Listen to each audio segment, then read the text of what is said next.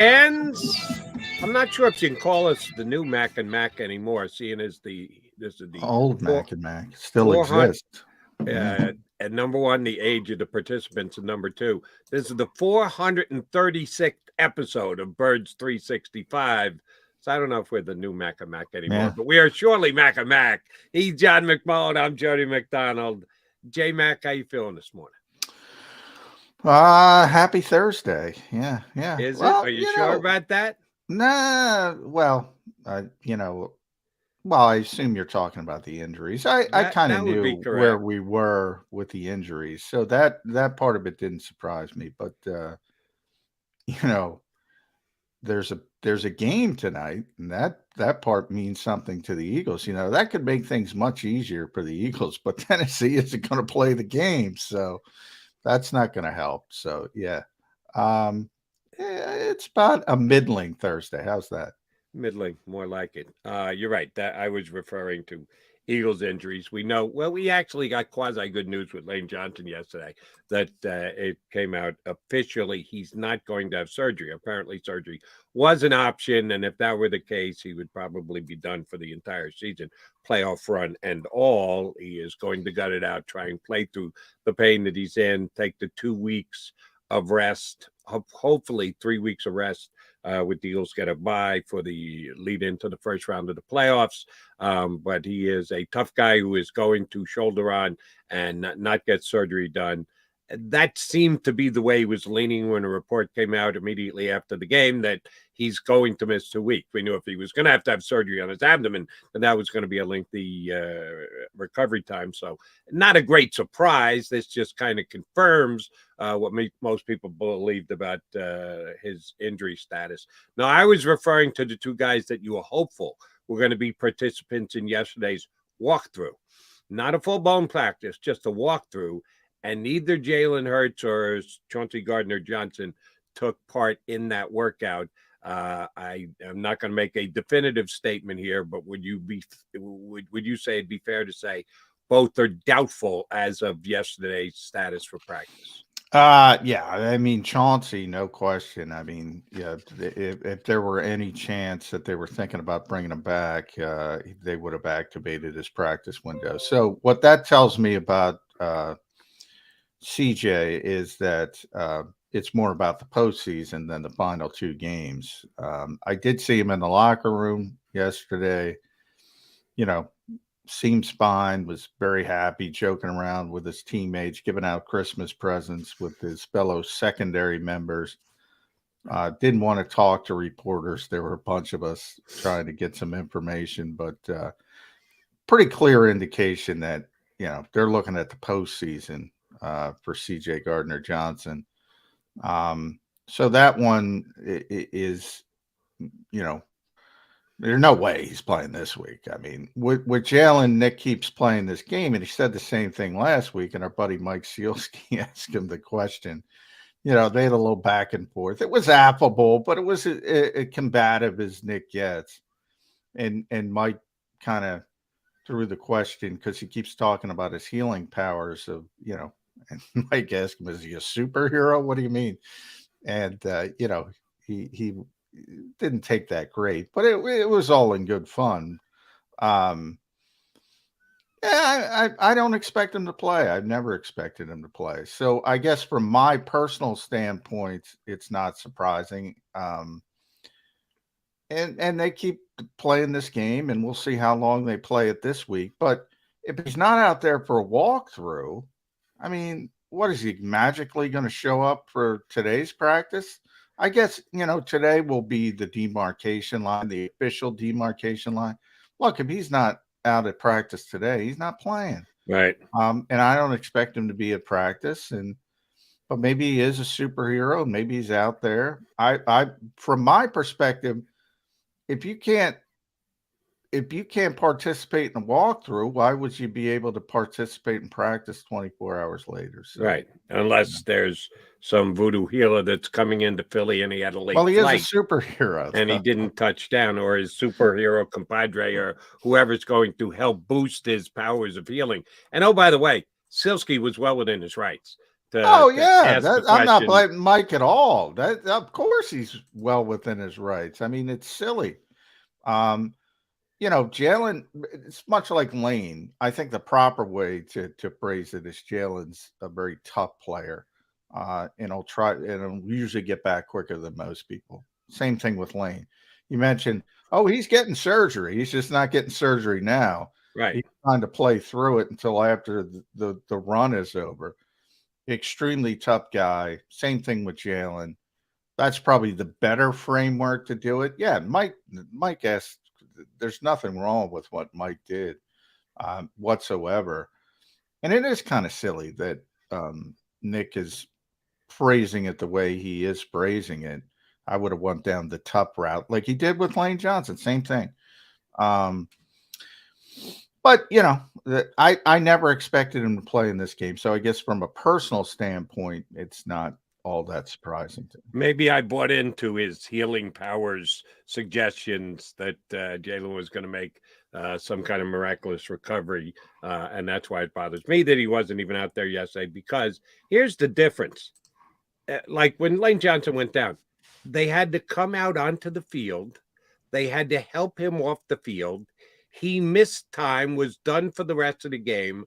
So if he's gutting it through and going to suck it up and get done in 2 weeks, that's an injury we all saw with our own two eyes. While we all saw Jalen Hurts get hurt in the game against the Bears, oh, by the way, he continued to play. And oh, by the way, he continued to play well and helped them salt away Played a better. victory in Chicago. Played better. So you could make the argument he did play better. So when does the healing powers kick in? When does the superpower take place? Yeah. He's not able to overcome an injury that he played through. This has nothing to do with healings. This has everything to do with ego precaution. That they don't want to risk him re-injuring himself. This is them trying to come up with a timeline so that he is where he can be when the playoffs start. This isn't Jalen's decision or Jalen pulling miraculous healing things out of his back pocket. No, it's all about Eagles, and now they're deciding to manage an injured player. Well, the framework is bad. Like I said, you bring up Jalen played through it in Chicago, and there's adrenaline and all that stuff, and he actually, from my perspective, played a little bit better. And he gutted through it. And that's why I said he should have went down the tough guy route, the Lane Johnson route. Jalen gutted through it, but he's injured. So, but from your framework, and that's where Nick is, he's selling people a bill of goods with the heals faster than other people. I mean, he's a human being. This is very similar to Dallas Goedert.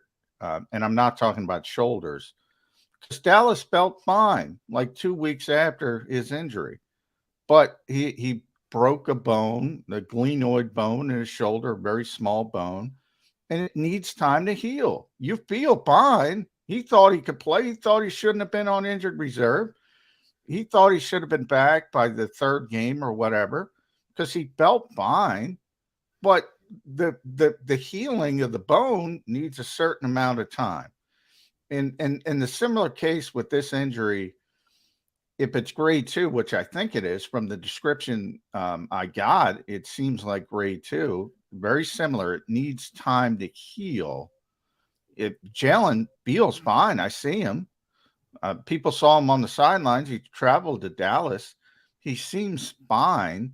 He probably feels fine. He probably feels like he can play. But this is an injury. An SC joint is more complicated than AC joint. This is an injury that if you go back, you're more susceptible to breaking the collarbone if you don't let it heal properly. And that would be the absolute disaster, right? If he comes back and breaks his collarbone, then he might be done for the season.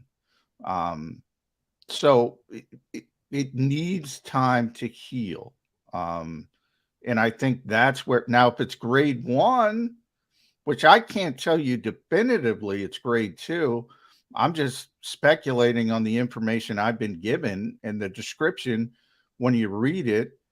And I talked to a doctor and gave him the description. He said, sounds like grade 2, but he doesn't get the examine Jalen Hurts. So that's sort of the disconnect. Is it grade 1? Then he could potentially play. If he's grade 2, not going to be back probably until the playoffs. That third week, it said 2 to 3 weeks basically is the time it needs to heal. So you'd be right on the cusp against the Giants. So if you need the game, I think that's a more interesting conversation. Ultimately, the Eagles probably shouldn't need the game, so they won't have to make that difficult decision. But we'll see. We'll see how that part of it shakes out.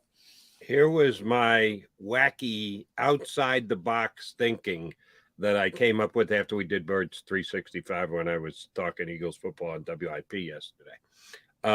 Grade 1, grade 2, how much of it is just precaution? If Jalen says he can play, and it is certainly, at least as per the coach, the healing has commenced. He is the most tremendous healer on the face of the planet. So he's got to be better than he was when he left Chicago. But there's that gray area of how much can he get re-injured if he plays. I'm not saying he should play, but I'm saying he should dress. That for the game against the Saints on Saturday, Jalen Hurts is the backup quarterback. Ain't happening. We went through this. Ain't happening. If he dressed, he plays. He's the starting quarterback. Ain't happening. If there's one thing I can tell you with 100, and I can tell you with a number that doesn't exist, Jody, 150%, which is not a real number, that ain't happening. That's never happening. If he's dressing, he's playing. That is. There's no wiggle room to that. None. What is the downside to him dressing and sitting on the bench? The downside is the effect. You know how fans run with stuff. You know how certain media people who aren't responsible run with stuff. I'll even blame some of my own. You know how things take off, and very, very quickly, to the point of absurdity. And you could say, and you and I can snicker at it and often do, but you don't want to open that Pandora's box. You don't want to open it at all. There were already people. I saw somebody, and I'm not going to out people. I saw somebody upset that Nick Sirianni after the game disrespected Gardner Minshew by saying, when Jalen's ready, he's going to play. That's how stupid this stuff can be and take off on the life of their own. Starting quarterback, the Eagles starting quarterback, the face of the franchise. If he's dressed, he's playing, and he's the number one quarterback. Yeah, if I were Nick Sirianni, Howie Roseman, the Eagles, anybody else, I'm not running in fear of idiotic journalism. Sorry, I'm just not.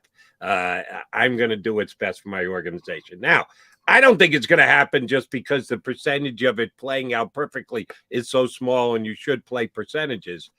But it does make sense to me that if Jalen Hurts can go, you have a fear that he could go in and potentially re-injure himself. You need this game. You need to beat the Saints this week. You don't want to go from having 3 games right. Well, and let's factor the Vikings and the Cowboys in here. Yes. They don't need this game. Prior to Sunday's game, the Eagles needed 1 win, 1 out of their last 3 games, or a Cowboy loss, or a Viking loss. So the games were played last week, and the Vikings won, and the Cowboys won. So now we've narrowed it down to where the Eagles can get that last potential win and lock up home field advantage. So the pressure is starting to build. I'll still say the pressure is light, but it's starting to build. You don't want to get down to that last week where you have to play a must-win against the Giants to get.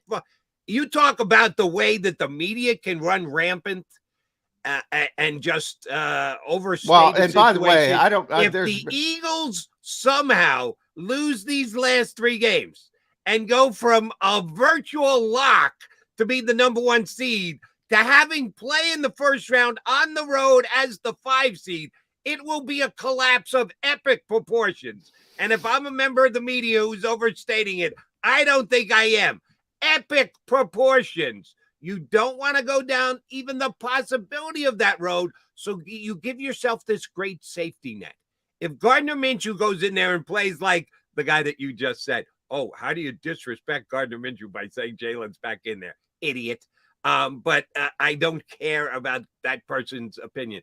If Gardner Minshew struggles, despite the belief that that person may have thought Gardner Minshew is the second coming, if he struggles and you're losing the game 13-10 with 11 minutes to go in the fourth quarter, and superhero Jalen Hurts can come off the bench and lead them down the field after non-superhero Gardner Minshew couldn't put up more than 10 points against the safe defense for the first three quarters, save the season, Jalen. Go ahead, big guy.